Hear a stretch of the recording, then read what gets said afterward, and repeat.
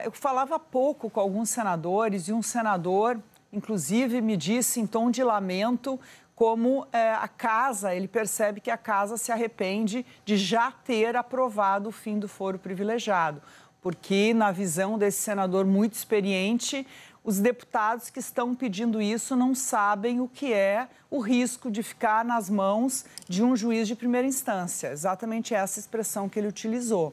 Então, por uma questão circunstancial, os deputados agora insistem nisso, para fugir do Supremo Tribunal Federal e, digamos mais especificamente, do ministro Alexandre de Moraes. Será que é isso? Porque, na prática, o foro privilegiado protege o próprio mandato e o direito de fala dos parlamentares. Então, sem dúvida, uma forma de atingir o Supremo Tribunal Federal, uma forma de atingir o STF, esse pedido.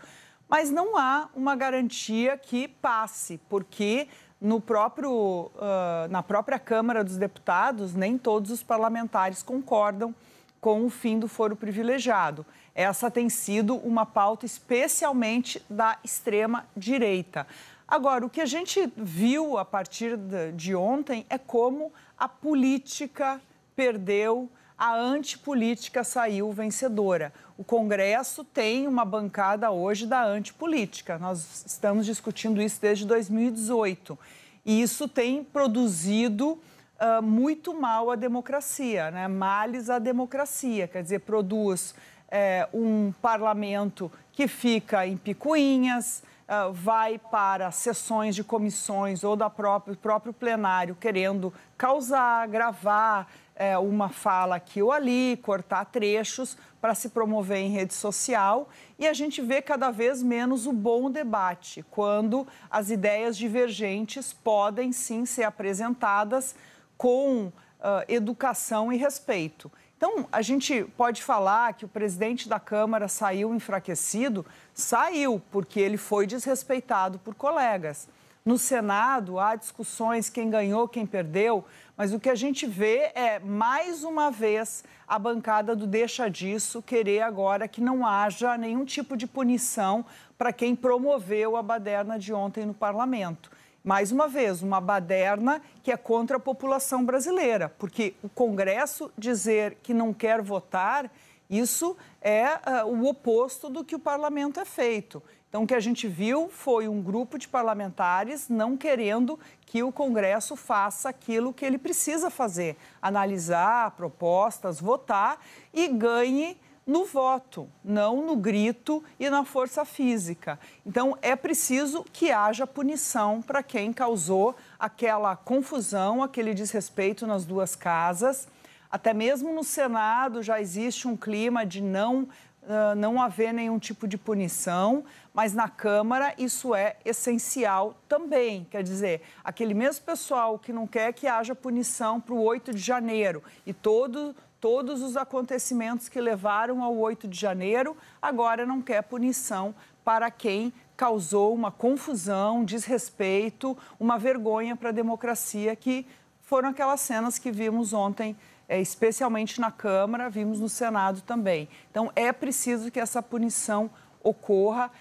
O presidente do Senado já está falando numa punição aí para o senador Marcos Duval, por conta do fato de ele ter se ausentado do país usando passaporte diplomático contra uma decisão do Supremo Tribunal Federal, mas não pode ficar só nisso. Isso não vai ser uma decisão que vai tornar tudo bem de novo. Então, Câmara e Senado, a cúpula das duas casas, precisam colocar, sem dúvida, um ponto final nessa baderna a partir de uma punição, sim, dura, a quem atrapalhou o trabalho final dos parlamentares, que é, sim, legislar e decidir temas que são importantes para a população brasileira. Tralli. Falou, né, sobre esse acordo que foi desenhado pelo ex-presidente da Câmara, o deputado Arthur Lira, de conseguir ali apoio para fechar a questão sobre apoio partidário às pautas que importavam para os deputados que decidiram ocupar o plenário. A apuração da nossa colega Andréa Sadi vai numa linha de que Mota vai abraçar o acordo costurado por Lira no sentido de uma das pautas, o da mudança do foro privilegiado. O interesse dos deputados de diferentes lados ideológicos é que haja uma mudança no que diz respeito ao foro onde eles podem responder por crimes. Hoje em dia é o Supremo Tribunal Federal e o interesse de parlamentares da direita e também da esquerda é de que isso desça para a primeira instância, ou seja, que os processos possam levar mais tempo subindo ali de instância, isso atenderia, portanto, aos interesses de uma boa parte dos deputados.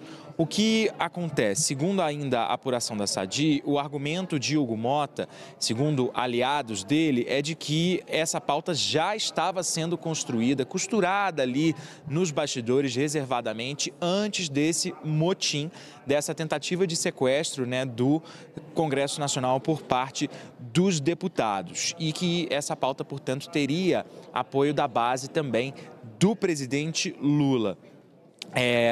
Hugo Mota negou ontem ter participado de qualquer acordo envolvendo qualquer tipo de pauta que poderia ser apresentada ou votada na Câmara, isso para dissolução da ocupação no plenário. Porém, segundo essa conversa que teria acontecido entre Arthur Lira e parlamentares de diferentes partidos no gabinete de Arthur Lira, Hugo Mota, portanto, não teria participado, mas agora acena aí com uma decisão de abraçar esse acordo que foi desenhado por Arthur Lira no que diz respeito ao foro privilegiado. Política. Deputado, o senhor é a favor do foro privilegiado? Até que ponto? Se eu falar que não aqui, levaria uma vaia, né? Mas até o momento, eu estou pensando em votar contra isso. Seria o único contrário. Por quê? Vamos ouvir o outro lado. Primeiro, foi aprovado por unanimidade no Senado, então vocês têm que desconfiar. Começa por aí. Se bem que para mim nunca existiu o foro privilegiado. Eu sou processado em toda quanto é instância no Brasil. Tá? Nem imunidade por opiniões e palavras eu tenho. Mas não é por aí. Onde eu quero chegar com esse, Augusto? Hoje em dia, numa interpretação recente do Supremo Tribunal Federal, por 6-5, a prisão é deferida e passa a ser cumprida por aqueles que tenham sido condenados em segunda instância.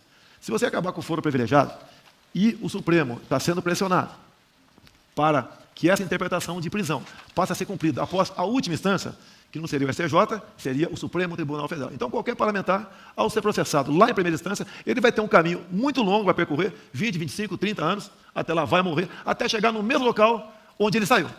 Então, no meu entender, é um engodo isso daí. É uma maneira de você fazer com que esses que atualmente têm foro privilegiado levem 20, 25, 30 anos até que tenha uma decisão final sobre o seu processo.